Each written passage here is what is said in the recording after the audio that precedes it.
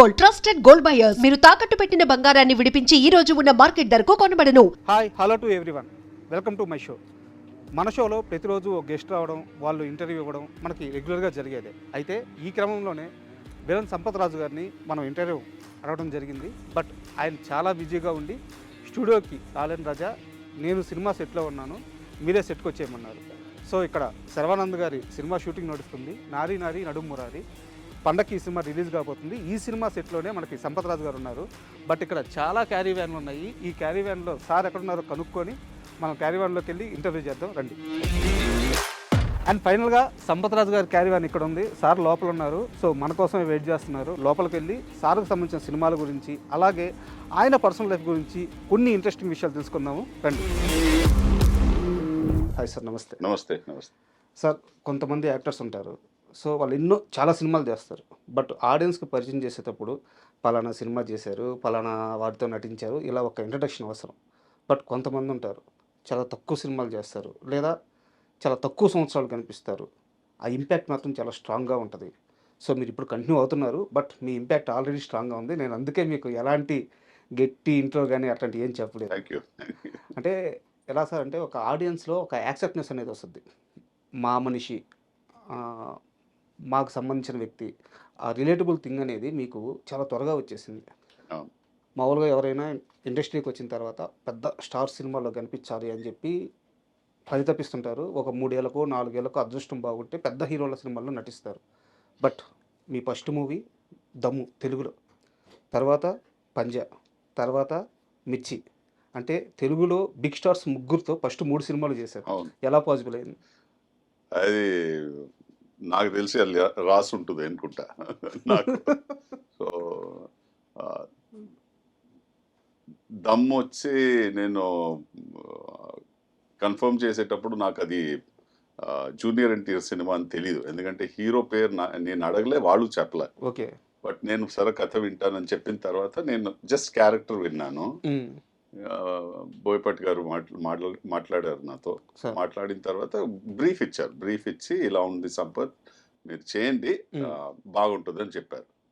నేను తర్వాత అడిగాను హీరో ఎవరంటే మన జూనియర్ ఎన్టీఆర్ గారు అన్నారు. నేను అప్పుడు అనుకున్నా, సరే ఇది ఇంత సింపుల్గా చెప్పేశారు ఆయన యాక్చువల్లీ. బట్ నాకు తెలుసు అది జూనియర్ ఎన్టీఆర్ సినిమా అంటే రీచ్, మళ్ళీ దాని ఒక స్కేల్ ఎలా ఉంటుంది. నేను ఎప్పుడు ఆ సినిమా స్టార్ట్ చేశాను, ఆ స్కేలు మళ్ళీ ఆ రేంజ్ చూసాను first day it self. So అప్పుడే తెలుసు నాకు ఇది ఒక మంచి సినిమా అండ్ డెఫినెట్గా ఒక మాస్ సినిమా ఉంటుందని. అండ్ తర్వాత ఆ సినిమా అయిన తర్వాత నేను పంజా చేసేటప్పుడు నాకు విష్ణువర్ధన్ డైరెక్టర్ తెలుసు. కన్నడ మూవీస్ వల్ల విష్ణువర్ధన్ వచ్చి మన చెన్నై నుంచి తెలుసు నాకు. సో విష్ణువర్ధన్ డైరెక్టర్ చెప్తున్నా. సో అతను వచ్చి నాకు ఏం చెప్పారంటే, ఇది ఒక డిఫరెంట్ అయిన ఒక సినిమా ట్రై చేస్తున్నా, అటెంప్ట్ చేస్తున్నాను నేను. అండ్ నువ్వు చేయాలంటే నేను ఫస్ట్ మళ్ళీ అదే అడిగింది, ఎవరు హీరో అంటే పవన్ కళ్యాణ్. సరే ఓకే, రెడీ చేద్దాం. బట్ నాకు తెలిసి నాకు రికగ్నిషన్ వచ్చింది మిర్చి తర్వాత. ఎందుకంటే మిర్చి ఒక full length role and extraordinary impact అయ్యే ఒక క్యారెక్టర్ అది. అండ్ నాకు తెలిసి ఈక్వల్ స్క్రీన్ స్పేస్ కాకుండా ఈక్వల్ వెయిటేజ్ క్యారెక్టర్కి ఉన్న ఒక విలన్ ఉంటే యూజువలీ సినిమాకి అది ఒక పెద్ద బలం ఉంటుంది అండ్ ఒక పెద్ద ప్లస్ ఉంటుంది. అది నాకు దొరికి నేను అది చేశాను. అది ఇప్పుడు దాకా మీరు ఇంటర్వ్యూ చేసేదాకా ఇప్పుడు ఈ రోజు షూటింగ్లో ఉన్నా. అంటే యాక్చువల్గా ఇప్పుడు షూటింగ్లో ఉన్నారని మీరు చెప్పారు కాబట్టి అడుగుతున్నాను.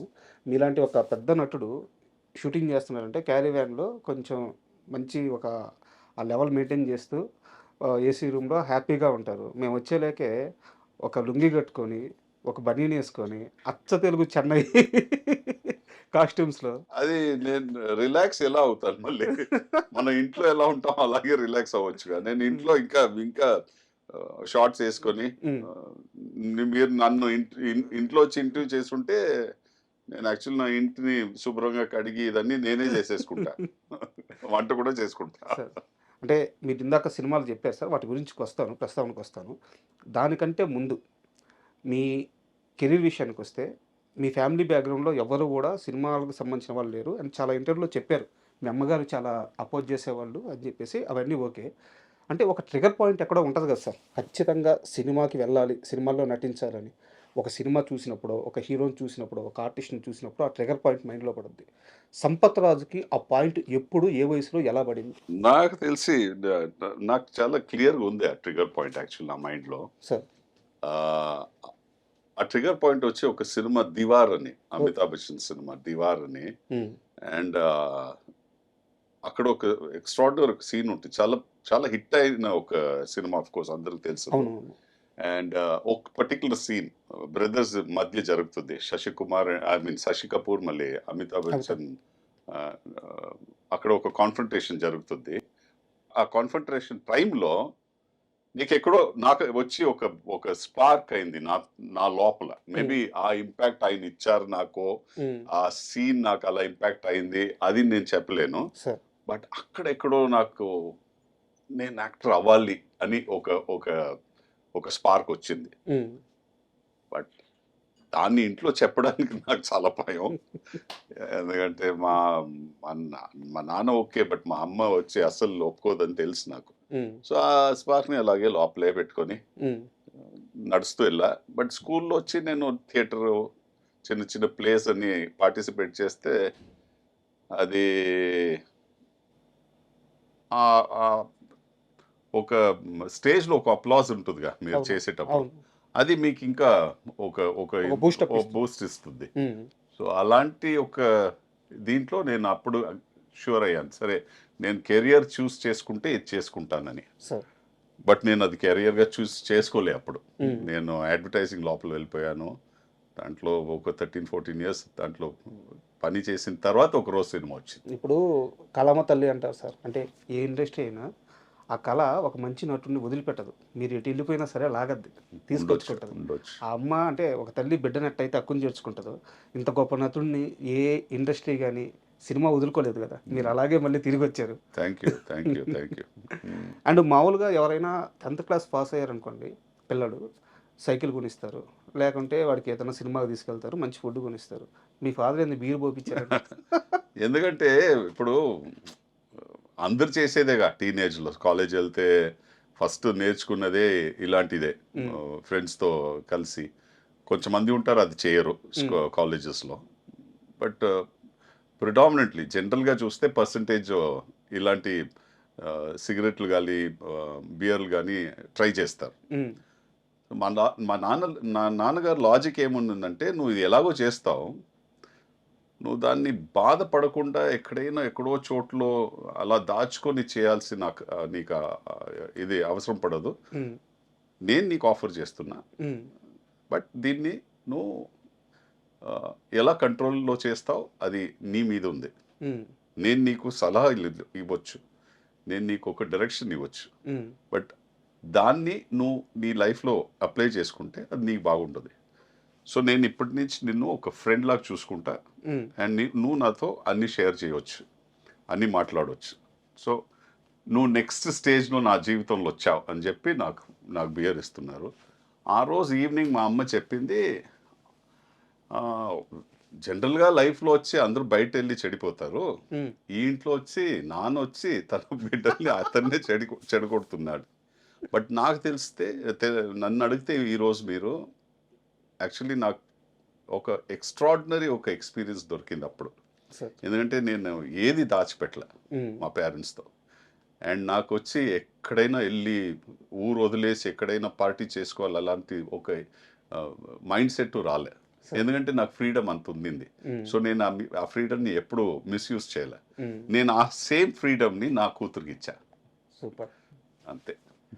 అండ్ అది నేను నేర్చుకున్న పెద్ద ఒక లెసన్ లైఫ్లో. మీరు నేర్చుకున్నది కాదు, మీ నాన్నగారు నేర్పించింది. అదే నేర్పించింది, నేను నేర్చుకున్నా. అంత గొప్ప ఫాదర్ దొరకడం అదృష్టం కదా. అవును, 100%. అండ్ మీ ఫస్ట్ మూవీకి వచ్చేసలేకే ఏదో కన్నడ సినిమాకి ఆడిషన్ ఇవ్వడానికి వెళ్ళాను అని చెప్పారు.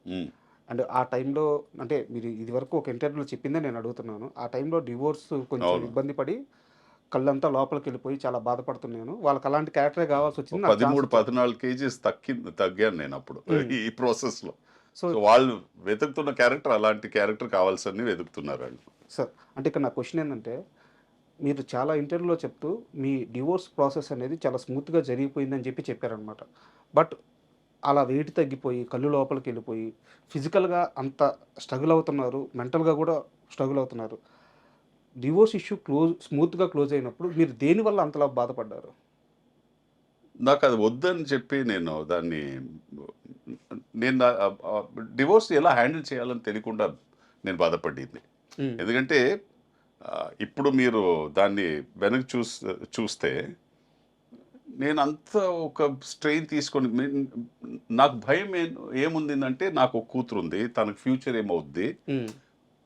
తన ఇప్పుడు 15, 20 సంవత్సరాల తర్వాత అడిగే క్వెషన్స్‌కి ఎలా నేను దానికి దానికి ఆన్సర్స్ ఇస్తానని ఒక బాధ అప్పుడు ఉండింది. సార్.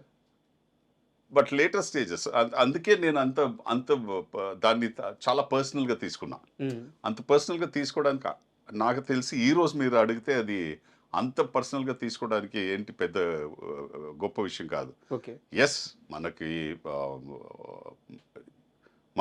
మన సెపరేషన్ వచ్చి ఇద్దరు మనకి ఒకరికొకరు నచ్చలేదని లేదు. హ్మ్. మన 2 డిఫరెంట్ పీపుల్. మనకి మన డే టు డే లైఫ్‌లో హ్మ్, ఎన్నో ఒక సిట్యుయేషన్స్‌లో మనం కలిసి ఆలోచిస్తే ప్రాక్టికల్‌గా మనం వెళ్ళలేము. అప్పుడు ద బెస్ట్ సొల్యూషన్ ఇస్ మీరు మీ మీ లైఫ్‌ని డైరెక్ట్ మీరు ఎలా కావాలో అలా వెళ్ళడం. అలా వెళ్ళిపోతే బెటర్. హ్మ్. హ్మ్.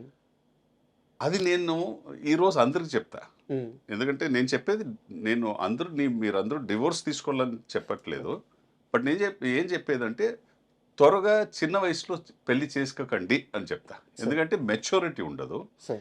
ఇంకోటేంటే మీరు ఎప్పుడు 30, 35 సంవత్సరాలు వస్తారో హ్మ్. మీ థాట్ ప్రాసెస్ 20 చేంజ్ అవుతాయి. సంవత్సరాలు ఉన్నప్పుడు 35 సంవత్సరాలు కాదు 30 సంవత్సరాలు ఉన్నది థాట్ ప్రాసెస్ మారుంటది. సార్. మీ అవుట్‌లుక్ మారుంటది. సో, ఒక ప్రాక్టికల్‌గా ఒక 5, 7 ఇయర్స్ ఆఫ్ వర్క్ ఎక్స్‌పీరియన్స్ ఉండి లైఫ్ చూసి కొంచెం సార్. తర్వాత మీరు ఏదైనా ఒక పార్ట్నర్ చేసుకొని పెళ్లి చేసుకుంటే అది బెటర్ ఉంటుంది. నాట్ ఎట్ 21, 22, 23 అది చాలా చిన్న వయసు అది. చాలా ఇంటర్వ్యూలో దాచిపెట్టి చెప్పారు గానీ, ఆ పెళ్లి చేసుకుంది మీరే గదా! లవ్ మ్యారేజే గదా అది. లవ్ మ్యారేజ్ అని చెప్పలేను నేను. ఆఫ్‌కోర్స్ చూసాం మనం. హ్మ్. అండ్ మా బ్రదర్ ఆఫీస్‌లో పనిచేసే అవును. అమ్మ. అండ్ వాళ్ళు ఫార్మల్‌గా నేను ఇమ్మీడియేట్‌గా చెప్పాను. ఇది మనం పెళ్లి చేసుకోవాలంటే ఇమ్మీడియేట్‌గా మీ మీ మదర్, ఫాదర్‌ని నేను కలుస్తాను. మా మా అమ్మ, నాన్నని వచ్చి మీరు కలవండి అని చెప్పి ఫార్మల్‌గా చేసాం. హ్మ్. ఎందుకంటే ఆహ్, ఇప్పుడు చేసుకోవాలని డిసైడ్ అయిపోయాం. మళ్ళీ ఎందుకు తిరగడం? చేసుకోవచ్చుగా. అదే ప్రాక్టికల్‌గా చేసేది. బట్ నేను కొంచెం పొరపాటు పట్టాను. కొంచెం ఎర్లీ చేసేసుకున్నాం. సార్ అంటే యాక్చువల్‌గా ఒక 200 సినిమాలు చేసుంటారు సార్. హ్మ్. 200 సినిమాలు చేసిన నటునికి అంటే ఈరోజు మీరు చాలా రేరు. నాలాంటి ఒక వ్యక్తి మీ ముందు కూర్చొని మాట్లాడడం అంటే ఒక 10 మందికి దొరికే అవకాశం ఇది. సో, ఈ జర్నీలో నేను మీ విడాకులు ఎలా జరిగింది, ఇలాంటివన్నీ నేను మాట్లాడకూడదని ముందే ఫిక్స్ అయ్యాను. కాకపోతే ఇక్కడ ఒక సమస్య ఏమైందంటే, మీ జీవితం మొత్తం గూడా మీ పాప చుట్టూ తిరిగింది. అవును. సో, మీ పాపని మిమ్మల్ని కలిపి ఆ బాండింగ్ గురించి అడగాలంటే ఈ టాపిక్ తీసుకురావాల్సొస్తుంది. అందువల్లే ఇంకొక 2, 3 క్వెషన్స్ సార్. నేను దీన్ని క్లోజ్ చేసేస్తాను. డివోర్స్ అయిపోయినాయి. పాపది నా బాధ్యత అన్నారు. మీరు అడిగే ముందు ఒకటి చెప్పేస్తా. సార్. డివోర్స్ వచ్చి క్రైమ్ కాదు. లేదు. సో, తప్పు. అడగొచ్చు. అంటే మీ జర్నీ ఉంది కదా సార్. మాకది ముఖ్యం గదా! కరెక్ట్. మీ సక్సెస్ గాని, మీరు సాధించినయి గాని అది ముఖ్యం గదా! అంటే డివోర్స్ అయిపోయిన తర్వాత 5 ఏళ్ల పాప మీ దగ్గర ఉంది. ఈరోజు పాపని వేరే లెవెల్‌లో ఆస్ట్రేలియాలోనో ఎక్కడో సెటిల్ చేశారు.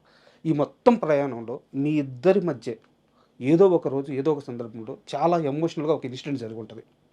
ఇద్దరు బాధపడిందో, లేకపోతే ఒక బాధ నుంచి బయటకొచ్చి సంతోషం పొందిందో ఒక మూమెంట్ ఉంటది. హ్మ్. నా కూతురుతో నాకు ఇది గొప్ప మూమెంట్ రాజా అని మీరు చెప్పగలిగే మూమెంట్ ఏది? ఆహ్, ఓకే. నేను చెప్తా. ఇమ్మీడియేట్‌గా నా మైండ్‌లో వచ్చేది అంటే ఆహ్, మా అమ్మ చనిపోయింది. సార్. నేనెళ్తున్నా బెంగుళూరుకి. అండ్ ఇప్పుడు నా కూతురొచ్చి బోర్డింగ్ స్కూల్‌లో ఉంది. సో నా ఫ్రెండ్స్కి ఏం చెప్పానంటే నేను మీరు తను హాస్టల్ నుంచి తీసుకొచ్చేయండి అండ్ కార్లో వచ్చేయండి, బట్ అమ్మమ్మ పోయిందని చెప్పకండి, చాలా సీరియస్గా ఉందని చెప్పండి నానమ్మ. అండ్ అక్కడ చాలా సీరియస్ అంటే తనకు ఒక అట్లీస్ట్ ప్రిపేర్ అవుతుంది అండ్ అక్కడ వస్తే కొంచెం ఈజీ ఉంటుందని. బట్ తనకి ఏమైందంటే అక్కడ వచ్చిన తర్వాత నానమ్మ లేదని తెలుసు, అక్కడ ఇంటికి వచ్చిన వెంటనే తెలిసిపోయింది అందరు జనాలు ఉన్నారు, బయట ఉన్నారు. తను ఏడ్చిన తర్వాత ఆ రోజు నాకేం చెప్పిందంటే, నాన్న నువ్వు చెప్పింది ఏంటి, నాకు లైఫ్లో అబద్ధాలు చెప్పకూడదు, నిజం చెప్పాలి, అది ఎంత కష్టమైనా నిజం చెప్తే నువ్వు దాన్ని ఫేస్ చేయగలవు అని చెప్పి నేర్చిచ్చావు. బట్ నువ్వు చేసింది ఏంటి, అబద్ధాలు చెప్పేమన్నావు నీ ఫ్రెండ్కి, నాకు చెప్పొచ్చుగా, అందరూ వెళ్ళాల్సిందే అని నువ్వు చెప్తూ ఉంటావు, ఒకరోజు అందరూ వెళ్తాం. సో అలా నాన్నమ్మ వెళ్ళింది, బట్ నువ్వు ఆ నిజం దాచిపెట్టి ఇలా సీరియస్గా ఉంది అలా చెప్పి తీసుకొచ్చింది నాకు నచ్చలే అనింది. సో ఆ రోజు నేను అతనితో ఒక మాట చెప్పాను, అవును నాన్న నేను చేసిన తప్పే, నన్ను క్షమించు, తప్పు అయిపోయింది, నేను మళ్ళీ ఇంకా చేయను ఇలాంటిది, బట్ నీతో నువ్వు చెప్పిన ఒక విషయం నుంచి నేను ఏదో నేర్చుకున్నాను ఈరోజు అని చెప్పి. సో మన చాలా క్లోజ్. అలా ఎంత సార్ పాప ఏజ్ అప్పుడు? 13. అంత 12-13. చాలా చాలా మెచ్యూర్డ్. ఇప్పుడు మీరు వచ్చే ముందు తను ఇంకొక ఇంటికి షిఫ్ట్ అయింది, అది వీడియో పెట్టింది నాకు. ఓకే, అది చూస్తూ కూర్చున్నాను. And for more videos, Please subscribe to iDream. Please subscribe to iDream. Please subscribe iDream. And please subscribe to iDream. For more videos, subscribe to iDream. please like, share and subscribe to the channel. Congratulations, iDream. Subscribe to iDream. Subscribe to iDream. So subscribe to iDream Media. iDream ki iDream team andarki huge congratulations. Please subscribe iDream Media. Please subscribe to iDream. Subscribe iDream. Please subscribe to iDream. iDream అంటే నా కళల channel subscribe చేసుకున్న నోరు తిరుగుతలేదు, మీరైతే గంట గుర్తు కొట్టండి. For more such videos, please subscribe to iDream. Subscribe to iDream. Please subscribe to iDream. Please subscribe iDream Media. Please do subscribe to iDream. Please subscribe to iDream Media. For best entertainment and information, please subscribe iDream. And don't forget to subscribe to iDream.